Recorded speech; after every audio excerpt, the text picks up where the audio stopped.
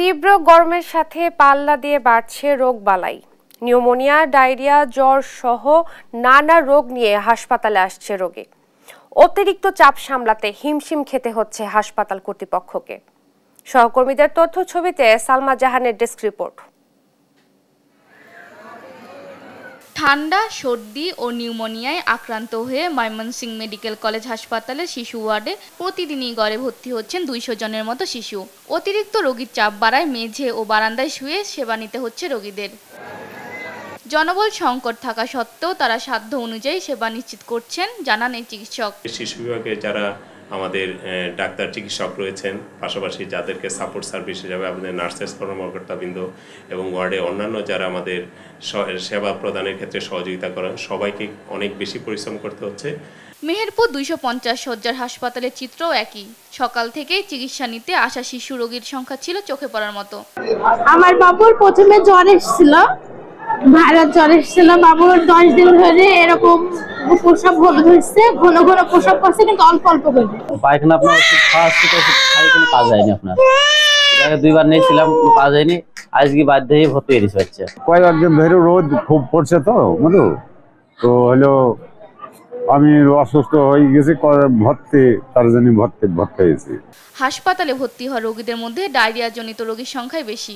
বর্তমানে তাপের কারণে ডায়রিয়াটা একটু বেড়েছে, তবে পর্যাপ্ত সে আগের মতো মহামারী আকার ধারণ করেনি।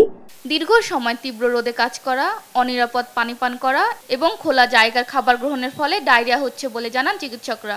টানা দীর্ঘক্ষণ বিশেষ করে তপ্ত রোদে কাজ না করা, বিশেষ করে 1 ঘন্টা পর পর একটু ছায়াযুক্ত স্থানে বিশ্রাম নেওয়া, লবণযুক্ত পানি পান করা, বিশেষ করে স্যালাইনের পানি পান করা যেতে পারে। 100 শয্যা বিশিষ্ট শরীয়তপুর সদর হাসপাতালে বর্তমানে ধারণ ক্ষমতা প্রায় 3 গুণ রোগী ভর্তি রয়েছে। শয্যা সংকটের কারণে মেঝেতেও চিকিৎসা নিতে হচ্ছে রোগীদের। তবে ঠিকমতো সেবা না পাওয়ার অভিযোগ করছেন রোগীর স্বজনরা।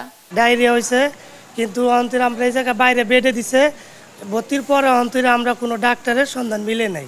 ভেতরে সিট না পাওয়ার কারণে আমরা বারান্দায় অবস্থান করতেছি। সেখানে আমার মেয়ে একটু আগে থেকে সুস্থ, বাট এখানকার যে পরিবেশ, ডাক্তার পাওয়া যায় না, নার্স সিস্টার অভাব।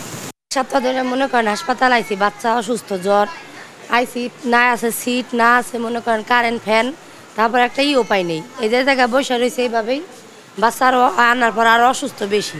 বেশি বেশি পানি পান সহ স্যালাইন ও স্বাস্থ্যকর খাবার খাওয়ার পরামর্শ দিচ্ছেন চিকিৎসকরা। জরুরি প্রয়োজনে বাইরে গেলে অবশ্যই ছাতা ইউজ করব, আর গরমে বেশিক্ষণ থাকলে আমরা প্রচুর পরিমাণে পানি পান করব, স্যালাইনের পানি খাবো, ডাবের পানি এবং নর্মাল পানি আমরা বেশি পরিমাণে পান করব। তীব্র গরমে সচেতন না হলে রোগীর চাপ আরও বাড়বে, জানান সংশ্লিষ্টরা। নিউজ ডেস্ক, দেশ টিভি।